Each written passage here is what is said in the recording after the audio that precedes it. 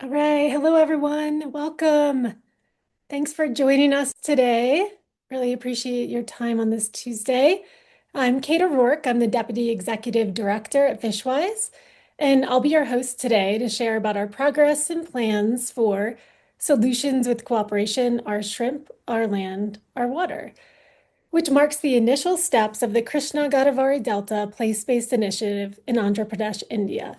Just a couple of housekeeping items today. We are using Zoom a little bit differently in this conference, and so if you'd like to ask a question, you'll have to find the Q&A box, which should be in your navigation bar across the bottom of your screen. And if you'd like to find resources, we have uploaded resources for this webinar that is also in your navigation under resources. If you're not seeing the Q&A or resources, please do click on the three dots with the More button, and you should find those two items there.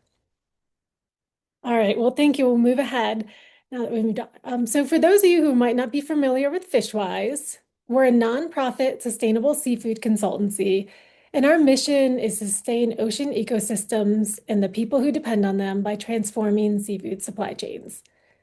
So we pursue this mission by partnering directly with industry, civil society groups, and government stakeholders. The core of what we do is to work directly with companies and their suppliers, helping them to align with sustainability, social responsibility, and transparency best practices. We also work in collective industry engagement and across many stakeholder collaborations to test new approaches and work together to offer services to meet the needs of the industry. We engage in advocacy and often act as a convener and advisor on governance reform efforts. So today, though, we brought you all here because we're delighted to share the progress made in the Krishna-Godavari Delta Place-Based Initiative.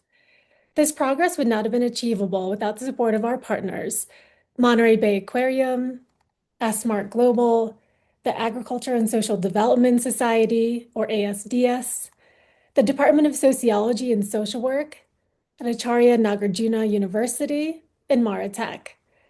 We sincerely thank everyone who has been part of this journey from the beginning, those who have joined us along the way, and those who are new to the initiative today. This work continues to be shaped by the contributions, ideas, and commitment of our growing community. We hope our updates inspire you and encourage your engagement in this collaborative effort to support farmers, their communities, and the long-term sustainability of smallholder shrimp farming in the Krishna-Godavari Delta. All right, so before we talk about our initiative, it's worth stepping back to appreciate the scale of the industry we're working in. So shrimp is one of the world's most valuable seafood commodities, with more than 10 million metric tons produced every year and consumed around the globe. Much of that production comes from aquaculture in Asia, and India is the world's second largest producer and exporter of farm shrimp. Within India, Andhra Pradesh is the engine of that industry, producing roughly 70% of the country's farm shrimp. This region is critically important, not just to India's economy, but to global seafood supply chains. Last year alone, the US imported over 300,000 metric tons of shrimp from India. Even with tariffs affecting volumes towards the end of the year, India has remained a key supplier of shrimp to the US and global market. What's remarkable, and I don't use that word lightly, is this isn't an industry built on a handful of large companies. It's built by 100,000 smallholder farmers. Farmers like Mr. Vasu, pictured here, who manage just a hectare of shrimp farms. Farms like his are producing shrimp that ultimately ends up on the dinner plates around the world. That means the resilience of the global shrimp industry depends on the resilience of farmers like Mr. Vasu. Now that we've established that the Indian shrimp industry in Andhra Pradesh is both substantial and vital to the US and global markets, I'd like to give you a glimpse of the challenges faced by farmers like Mr. Vasu. Visiting the region reveals the vastness of its landscape and the considerable distances between individual farms. There are thousands of small-scale farmers navigating a complex and often chaotic supply chain with middlemen or brokers between processors and farmers, making it informal and very difficult to trace product. The farmers face cyclical debt, high input costs, and bear the brunt of those associated risks. These farmers contend with disease issues, water quality, and extreme weather events.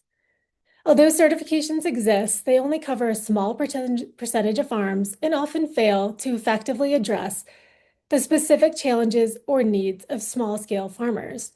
Because most initiatives are top-down, small-scale farmers frequently lack a voice in the decision-making processes that affect their livelihoods.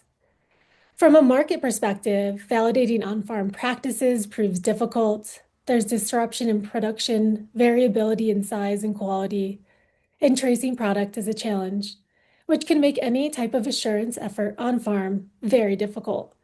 Let's hear from our local partner, Mr. V. Gandhi Babu, head of ASDS, on the challenges faced by smallholder farmers.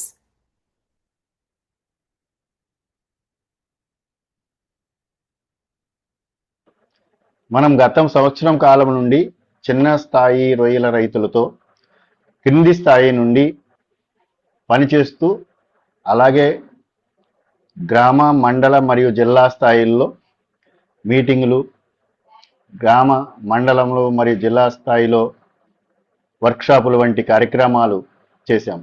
దీనిలో భాగంగా చిన్న స్థాయి రొయ్య రైతులు, గ్రామ స్థానిక leaders, మహిళా సంఘాలు, యువత, సప్లై చైన్ పరిశ్రమలు మరియు ఇతర భాగస్వాములు కలిసి కార్యక్రమం చేయడం జరిగింది.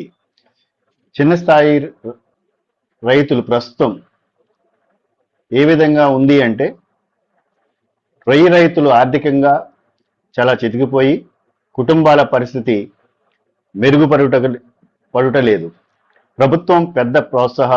ప్రభుత్వం అందిస్తున్న ప్రోత్సాహాలు పూర్తి స్థాయిలో వాళ్ళు అందిపుచ్చుకోలేకపోతున్నారు. 5 ఎకరాల లోపు రైతులు వారికి సీడు మరియు మేత కొనాలంటే ఎక్కువ మొత్తం వెచ్చించే పరిస్థితి ఉంది.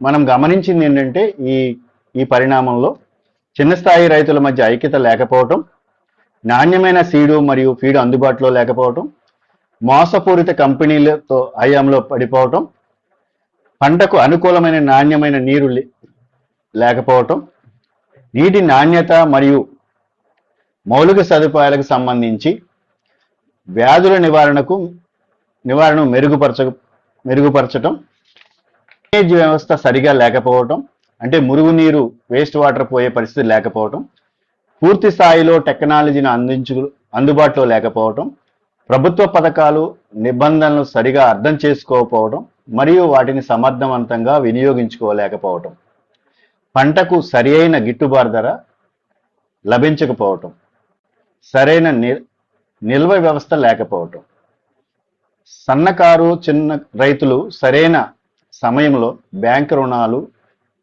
మంజూరు చేయకపోవటం, జాప్యం కావటం కూడా ఒక కారణంగా ఉంది. నైపుణ్యమైన కార్మికుల కొరత, వారికి సరైన భద్రత లేకపోవటం, ఇన్సూరెన్స్ లాంటివి, పెట్టుబడి పెరగటం మరియు సకాలంలో డబ్బులు అందకపోవటం, సాగు విధానంలో మెలకువలను సరైన పద్ధతిలో పాటించకపోవటం అనేది ఈ కారణాలన్నీ కూడా మనం గుర్తించడం జరిగింది ఈ కాలంలో.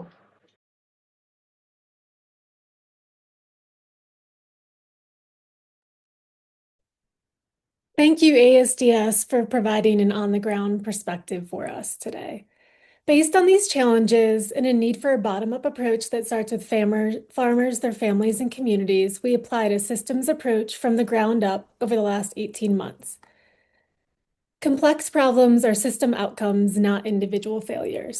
Applying a systems approach simply means we facilitated a process for farmers and the community to identify their priority challenges, looking at problems as a complex set of interrelated issues.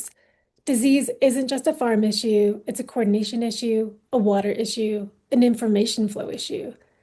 Instead of prescribing solutions, we created the conditions for farmers, input suppliers, tech companies, youth, women, industry, academia, and civil society to design shared solutions. This resulted in collective action, commitments people made to move forward together. Because when solutions are co-created, they work better because adoption rises, coordination improves, and stability increases. How did we do this? We started by listening, really listening. First, through an advisory committee of key champions and actors made up of both supply chain and community members. The goal here was to cast as wide a net as possible. The AC was established to provide strategic guidance throughout the project. The committee helped validate findings, identify critical stakeholders for participation in our approach, and ensure that project activities remained relevant to community realities and broader sector priorities. With the help of the AC and local partners, we expanded the conversation beyond just farmers. Over 280 conversations were held in 6 villages to identify their priority issues. Here you can see a community public forum being held with farmers and community members, sharing their perspective and voting on their priority challenges. They defined what is driving instability on the ground: lack of farmer unity, which was coordination amongst each other, resource sharing, collective purchasing and services, seed and feed quality. They were looking for better and cheaper inputs, and disease issues on farms, especially as it relates to water quality and infrastructure. We mapped the relationships, who incentives, who influences whom. Then we sought buy-in on a systems approach.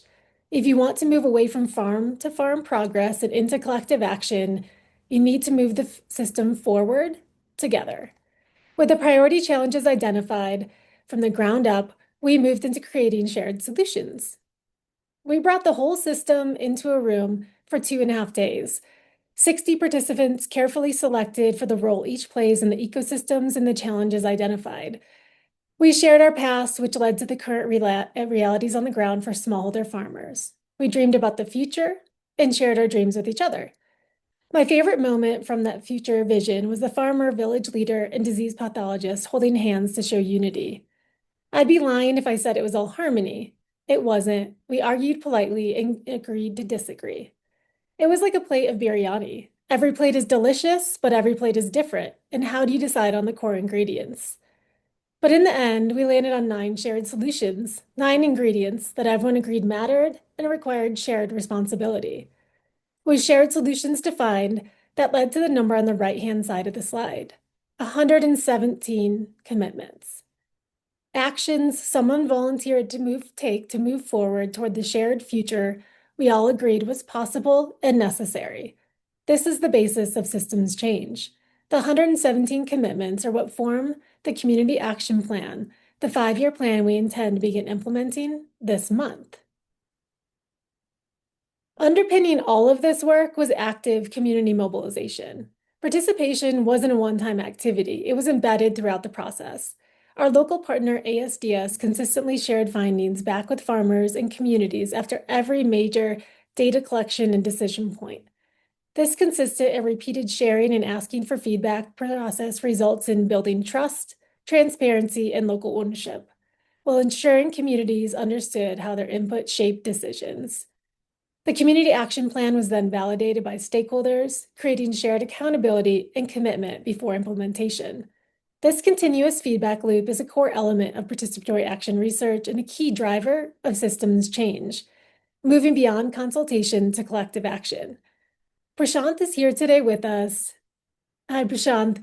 Prashant is the founder and CEO of Essmart, and he's joined us despite the late hour.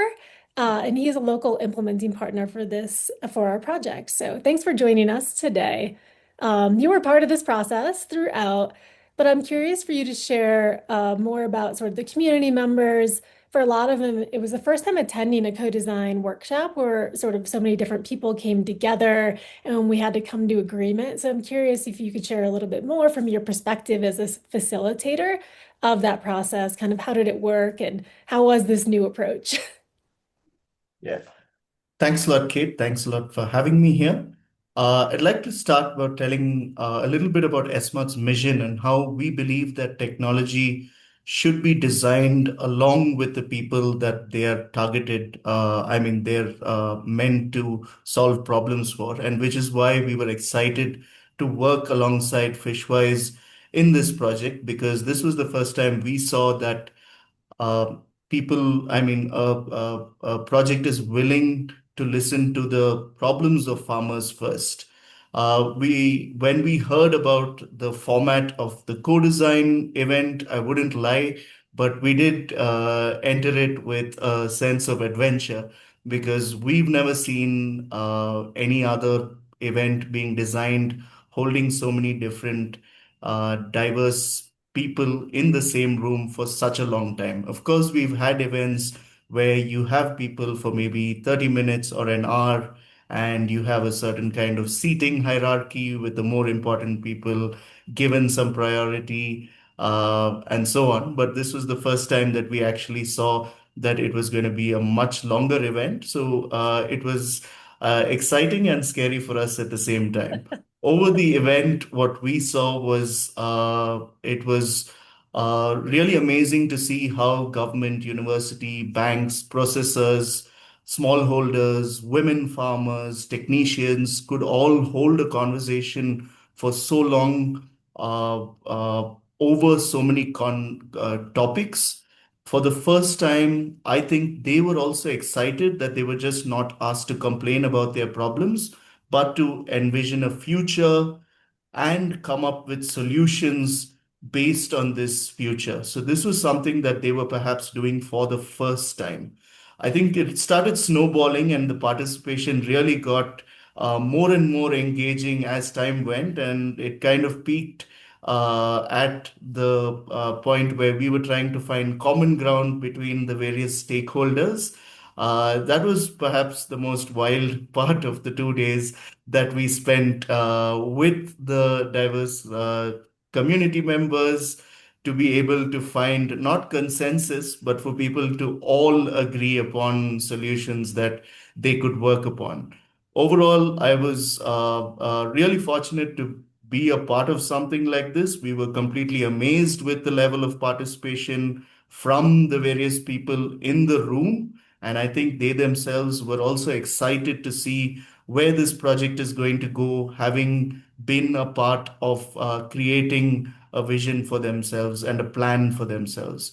So this was a fantastic experience, and we're really excited to take it across perhaps other agricultural value chains as well, if possible in the future. Uh, Thanks, Kate. I hope that answers the question. Yeah, appreciate that, Prashant. And it wasn't easy to facilitate, so thank you for facilitating us through those multi-days. Yeah, I was the reluctant facilitator, but it did work out well at the end. Thanks a lot. Appreciate that. We'd also love to hear from Raju, a smallholder farmer who participated in the community public forums, the 2.5 day co-design workshop, and has recently joined our advisory committee. So we're going to give him an opportunity to share a few words.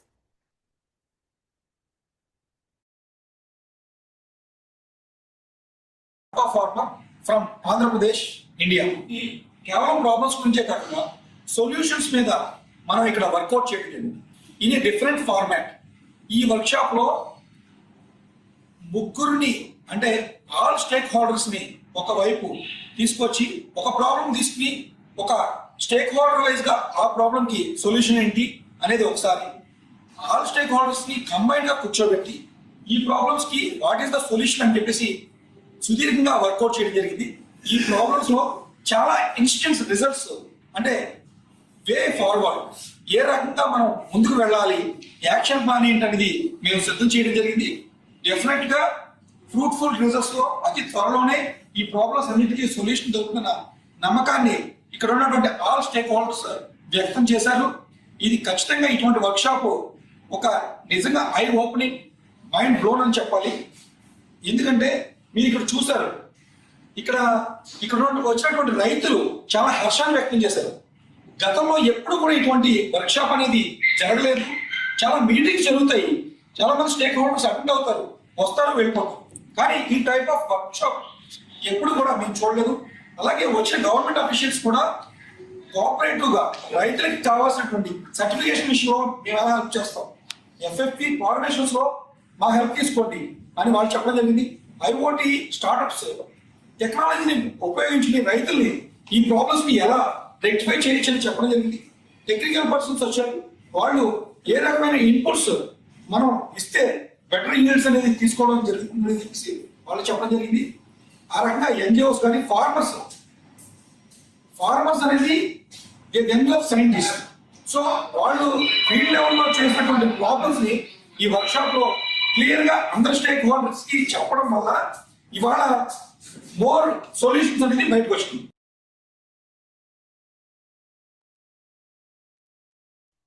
All right, thank you, Raju, for that perspective and sharing that. It does remind us that challenges which feel insurmountable as individuals feel possible as a group, and I think he really does a good job of stating that. Prashant, if you're still there, I'd love to ask you a couple more questions. And this more forward looking, so everyone came together, over those few days and facilitated through the process of really the goal was to get from what are your priority challenges and how do we turn those into solutions and really for the community and farmers to create those solutions. But what was that process and how did they turn those commitments they made in the workshop into this community action plan that we're starting to implement this month? Can you talk a little bit about that sort of transition? Yeah, as you already have pointed out, Kate, there were a lot of commitments from the room itself that we saw during the co-design event. And fortunately, what we had already done was to identify the three main issues with regards to seed, feed, and water quality. So aligning those amongst that and then looking at the seven key areas that also came up during the co-design event was a structured process that we did together with FishWise, with Maritech, and went back to validate this with the community that came up during the co-design event. I think a few things that were important in this is making sure that these were practical, achievable, they were realistic, and something that could be relevant in the future, 5 years from now or 3 years from now. Of course, the community action plan is not something that is final, but this is something that is definitely very long term in its outlook, especially with the action points with regard to forming farmer producer organizations, which is something that's very exciting in India, replacing cooperatives with a better structure, providing smallholder farmers a more formal market access channel to buyers. And what we also saw was during the business meeting with processors as well as feed mills that they were also excited about farmers being organized into these groups. So overall, I think this was also a process that was very participative, unlike any of the projects we've seen before. So I'm very confident that people will be excited to continue to work on delivering on the commitments that have been made so far.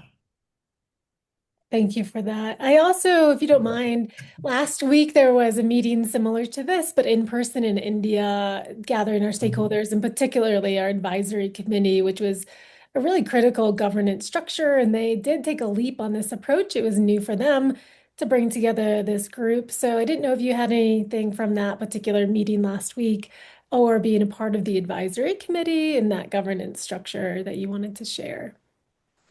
Yeah, so I think what we saw was, again, many of the advisory committee members also had the same sense of surprise that I did during the event, but to see that this was so participative and it was able to actually get uh, really relevant kind of commitments, especially with the FPOs, the farmer producer organizations that I also mentioned, the broodstock, things like that. The advisory committee members were excited to continue to be a part of this initiative. And we also had many commitments from them. And they were also very keen to give more inputs on how this would change with fluctuating prices of shrimp and various geopolitical factors that have been playing out during the course of this project itself. So it was a very exciting project, which resulted in a very engaging, conclusive discussion of sorts with the advisory committee. And many of them already have expressed their interest to continue to be a part of this project as it evolves over the next 3 to 5 years. Wonderful. Thank you for sharing that.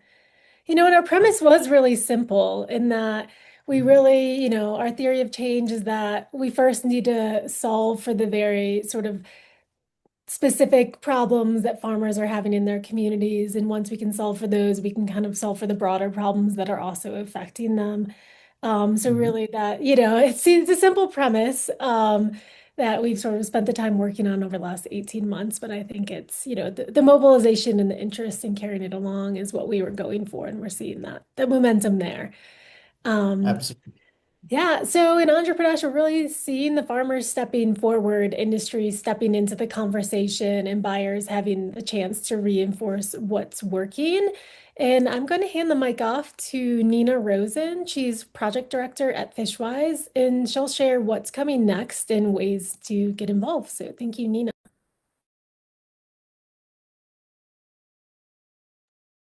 Hi, everyone. Thanks so much for joining.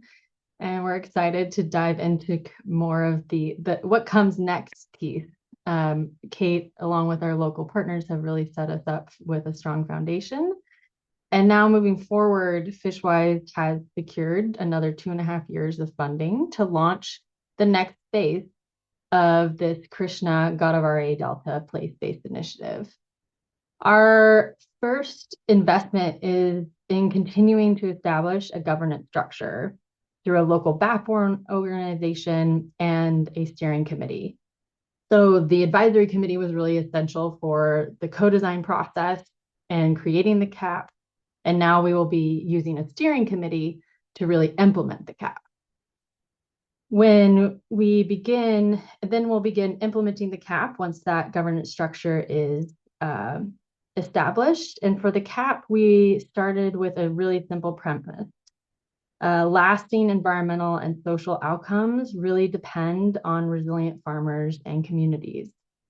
So as you've heard, rather than beginning with external sustainability priorities, we began by asking farmers and the communities what they needed most.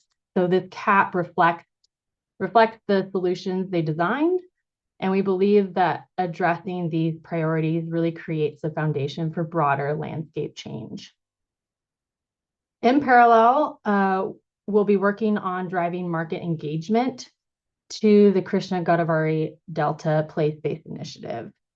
So sustainability at scale requires demand as well as local action. And to do this, we'll work with companies to explore practical ways they can support the initiative and work to find avenues to create value for both farmers and buyers. Finally, everything is guided by a strong learning framework. And we'll also go and conduct a Krishna-Godavari Delta place-based initiative baseline to help us understand the current environmental, social, economic, and governance context to identify priority areas for action and provide a shared foundation for measuring landscape level change over the long term. So the CAP is now live. We're excited to share it with you all today. And it's you can find a link in your resources tab that Kate mentioned earlier.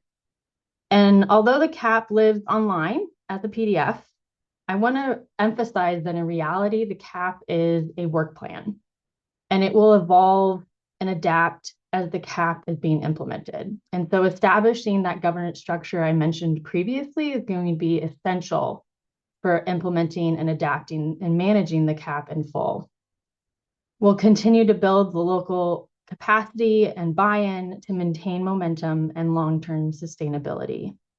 That steering committee, backbone organization, and local implementing partners will drive and track progress around all the community action plan work streams. So I'm sure the next question is, what are these work streams? So let's dig in. This is where the rubber really hits the road and the work begins. The CAP details 6 work streams that are based on those solution areas and the commitments from the co-design process that Kate and Prashant have talked about. They are designed in a way that allows us to measure progress over time. They are complementary, meaning that they can work in parallel and together help address the priority issues the community has identified. Each work stream also details a 5-year goal reflective of the project participants' vision for the future that they expressed during co-design. And that can be incorporated into broader improvements throughout the place-based initiative effort. So let's dig in to the first 3 work streams. First is registration of farms. So for shrimp farmers, registration creates the formal recognition and an entry point to government programs. Excuse me. There has been a breakdown from what we've seen in the registration among smallholder and marginalized farmers, such as women farmers, due to a gap in knowledge and how to register. This breakdown ultimately results in barriers to financing, information and services, farming compliance, such as requirements for effluent treatment plants or bird netting to prevent disease. And this work stream works to bridge the gap and to increase registration rates and reward those who are registered through market incentives and access to government services. Next, we have cluster and FPO formation. And Prashant has already introduced the idea of a farmer-producer organization and the excitement around that. And this is definitely detailed in this work stream. And you'll see on the next slides how essential a cluster and FPO formations are to the success of the CAP. Disease, water quality, and production challenges do not stop at one farm. For smallholder shrimp farmers, working individually means higher costs, weaker negotiating power, limited access to services, and greater exposure to risk. So cluster and FPOs provide that opportunity to change the reality by creating unity and scale where it matters most. So organizing groups of farmers, standardizing operations, and improving coordination for things such as disease mitigation. Third is improved farm management practices. There is a desire and a need for standardized farm management that is adopted across farms to improve coordination. When best practices are defined and constantly adopted, farmers should see better and longer survival rates and higher yields because disease is prevented earlier and managed more effectively. These diseases work to integrate aspects like decent work, water quality management and monitoring, and disease mitigation.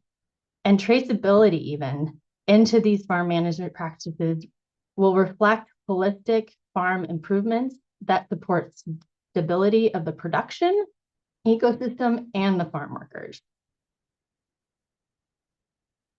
Next, we have technology innovation and adoption.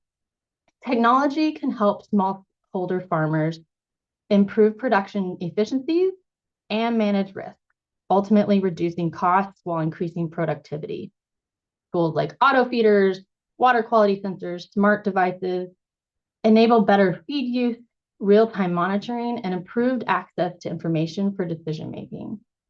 Another technology that we've been hearing momentum around is the use of solar energy to power farm operations. And I want to highlight that this is one example where the work streams can mutually reinforce each other. So by completing farm registration, farmers can access certain subsidy schemes, like one that exists currently for solar power to offset high energy costs. So this work stream isn't solely focused on the innovation piece, but making sure there's equitable access to technology that already exists. This work stream includes activities such as demonstrations, establishing rental facilities, financing models to make technology more affordable and more practical at scale. Next, we have broodstock management. Improving broodstock and seed quality is one of the most direct ways to reduce risk and improve farm performance. Cluster formation can encourage procurement as a collective rather than purchasing individually, and trainings can support farmers to learn how to identify the quality seed. When farmers have equitable access to strong, more disease-tolerant seed from reliable and traceable hatcheries, survival rates increase, crop losses decrease, and production becomes more consistent, So strengthening broodstock systems also builds confidence across the value chain, linking better farm outcomes to more stable and improved market trust. And lastly, we have feed quality improvement. Improving feed quality and transparency of feed and the feed inputs is critical to reducing risk, improving farm performance, and assessing sourcing sustainability. This section focuses on increasing access to high quality, traceable feed for smallholder farmers, including those most marginalized.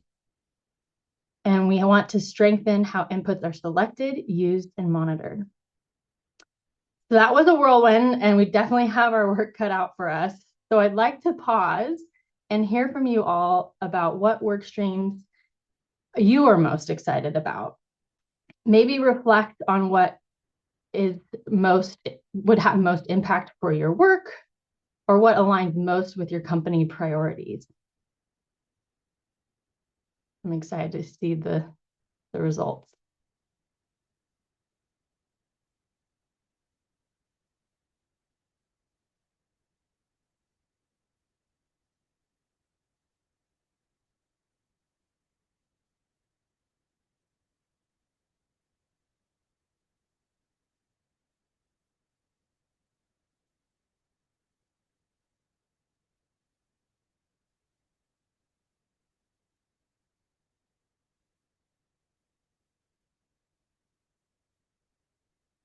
All right.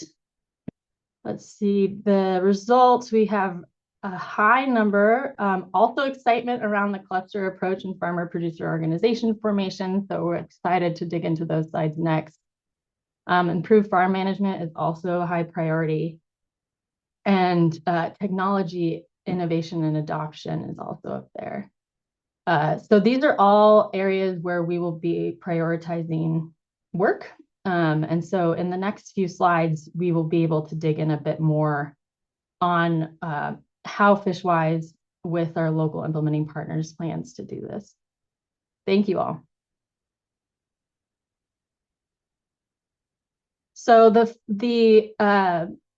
sorry, can you go back one slide, Hanai? Across the 6 work streams, we have, yep, there you go. We have prioritized cluster and FPO formation, farm registration, and improved farm management practices.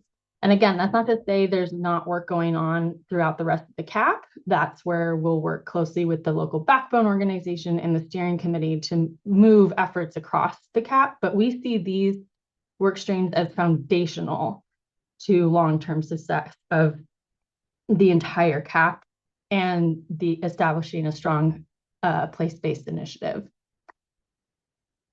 So we're going to start with cluster and FPO formation. And although registration of farms is the first work stream of the community action plan, the first activities that we will focus on is that cluster formation. And from the beginning of this project, when we first started listening to farmers, we heard the desire to coordinate and be more unified. It was a clear and loud message. They have seen the power of formal coordination in agricultural production, and clusters have been used in other locations. So there is framework to draw upon. Farmers have been operating in silos in a fragmented approach as represented by the system shown on the left. But through the adoption of clusters and ultimately farmer producer organizations, farmers will be connected in a way that provides structure to align and make progress together. And I think of this as the right representation, like a wheel, stronger together and rolling in the same unified direction towards more resilient and sustainable production that supports farming communities. Clusters allowed 20 to 30 farmers to organize and structure themselves in a way that provides avenues for coordination and alignment of practices. Not all clusters are created equal. And so we'll be working with our local implementing partners to document cluster criteria and guidelines to enable the long-term success and functionality. As you can imagine, clusters not only impact the unity of the farmers, but is foundational to addressing the other priority challenges. Accessing quality inputs can be addressed through collective negotiations, and, for example, mitigating disease outbreaks through improved coordination and stronger aligned management practices. These formal clusters will be the foundation, since they really immediately encourage access, whether that's access to a coordination network, access to training, access to services, access to market. And for that reason, we will focus, FishWise will focus its initial efforts on forming the farmer clusters in key farming villages in the Krishna-Godavari Delta. And you'll see that this is really crucial for supporting these other work streams, such as registration.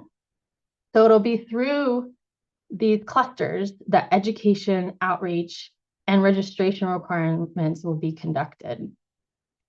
One of the things we firmly believe is that stakeholders themselves have the solutions, and this became apparent during the co-design workshop. So Prashant mentioned that we brought a lot of people together into one room, and by bringing farmers and government agencies together, they identified an opportunity to bring registration directly to farming communities. There's commitment to setting up registration camps to get farmers registered effectively and efficiently. And in parallel, processors and buyers were also in the workshop and saw the value of encouraging registration by updating their sourcing policies to require it, therefore rewarding those that are registered. So together, registration and cluster formation will unlock access to services such as solar energy subsidies, as well as crop insurance for farmers. I also want to highlight and draw your attention to the arrows between government and the clusters and the buyers and processors. This is essential because through this process, we are breaking down historical barriers and bridging conversations to drive lasting improvements and stronger networks. The third work stream I want to highlight, which we also saw had some excitement in the poll, was the farm registration, the improved farm management practices. And one thing that could have easily been overlooked was the need to go back to the basics when it comes to farm management. When the priority issue of disease related to water quality was presented, the group in co-design acknowledged the need to remember foundational farm management practices. Farm management practices exist, but it's about organizing the resources and standardizing operations in a centralized location that is accessible to farmers. This is an opportunity to build alignment around what farm management practices are, and it's critical for improving water quality, reducing feed waste, and mitigating diseases, which can benefit not only a single farm production, but their neighboring farms, and ultimately the farming community who relies on the same water sources. This resource will not just be handed off to the clusters, but the capacity will be built for long-term institutionalization of the knowledge and practices through a training of trainers approach. This will create the local champions and stewards within the clusters who can support ongoing efforts related to decent work, disease, and water quality. And this is demonstrated by that updated cluster graphic on the right. By diving into these priority work streams, I hope it's become clear how foundational the clusters to the success of the CAP and the place-based initiative are. And I'm glad to see that there was a lot of excitement around them with the attendees today. By focusing on cluster formation, we are unlocking the potential. These activities in the CAP not only will have real life impact for the farmers and their communities, but will start a ripple effect through the supply chain, reflective of the momentum of a place-based initiative. I will now pass it to Kelly Bell, FishWise's Director of Social Responsibility, who has been critical in connecting farm realities to market priorities. Thanks, Kelly.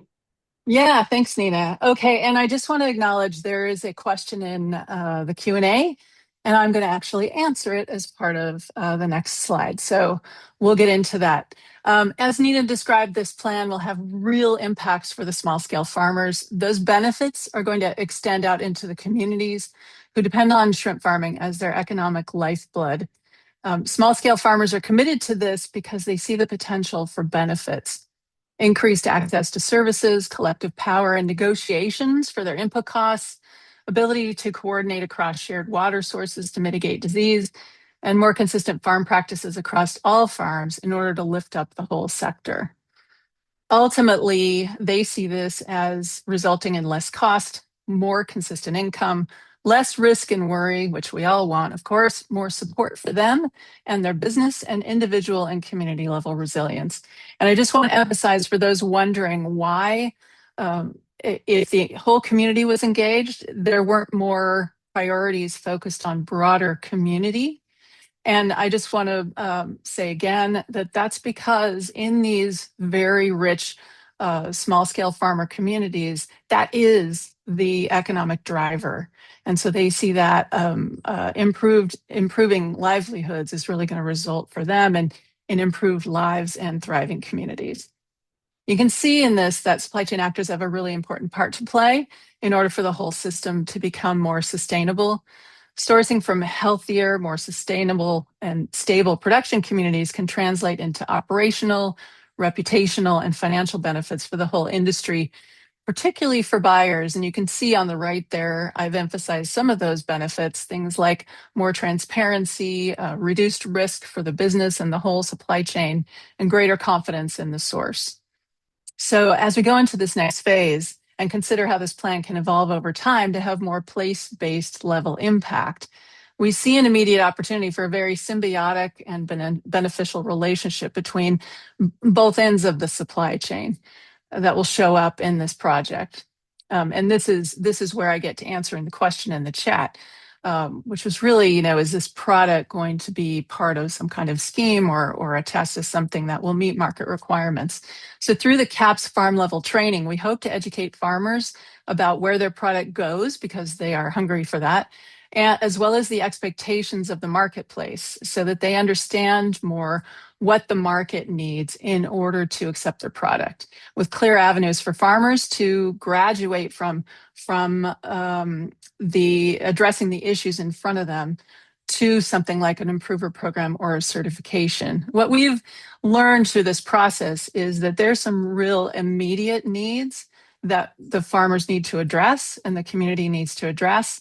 And until those are on the path to solution, they can't even begin to think about complying with a broader scheme or, attaching themselves to an improver program, dealing with many other requirements. So we see this kind of as a first step, and that then they can graduate if they want to getting on a path. And our hope is to work really closely with those schemes and those improver programs so that we can make connections for the farmers. All right. We already have companies interested in potentially supporting the CAP implementation, which we're really excited about. We've gotten a lot of good responses from companies, particularly on the market side, such as Bon Appetit, who have already added their name as an endorser of this project. Hello, Bon Appetit, who's on this call. Now that the CAP is live, they're excited to explore how they might get involved. Interested companies can encourage participation from their supply chain partners in the various work streams. They can be an advocate where needed, and they can also provide resources toward implementation. And I know Nina mentioned that we did get funding for this next phase of work. The funding is meant to cover coordination, cover costs for the local organizations that are going to drive the work on the ground. But we will still need resources to fuel a lot of the work streams, the more hands-on work.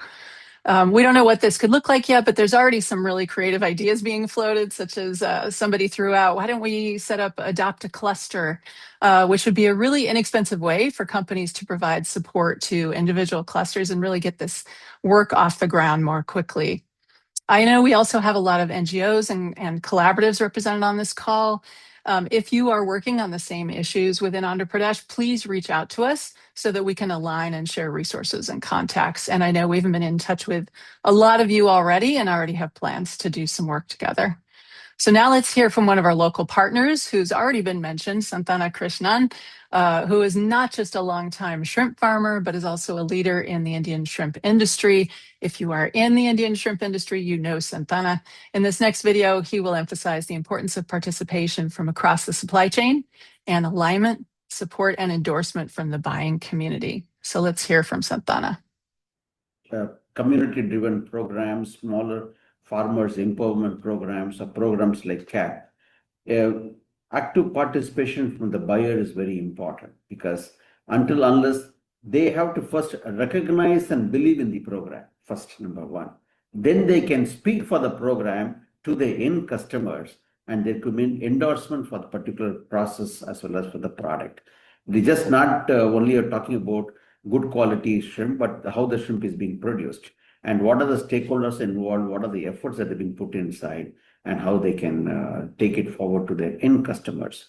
So this type of an approach, like a community action plan approach, being first time being promoted among the stakeholders, among the buyers, as well as the end consumers, need to be well promoted so that they will value it beyond any other food safety or other certification program. Then few exporters would also show interest to participate in the program actively, because we need a channel, because whatever we do at the production level, until we have a strong tie-up from the exporters as well as from the end market, the program may not go beyond the farm level.